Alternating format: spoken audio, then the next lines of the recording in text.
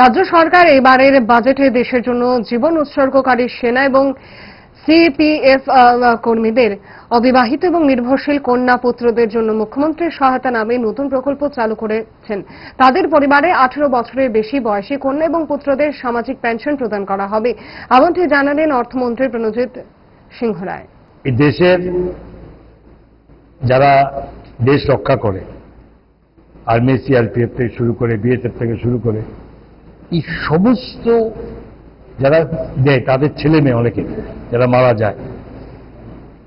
তাদের অনেক ছেলে মেয়ে থাকে, অবিবাহিত ছেলে মেয়ে থাকে, এবং এই ধরনের পরিবার ছেলে মেয়েগুলোকে আমরা একটা এই যে পেনশনের আওতায় আমরা আনতে চাইছি, এবং সেগুলো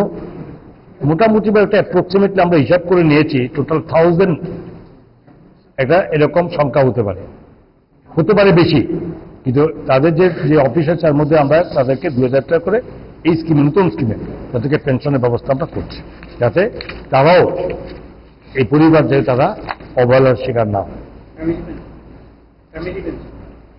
ফ্যামিলি পেনশন তারা পাচ্ছে, ওদের যে ছেলে বা মেয়ে অবিবাহিত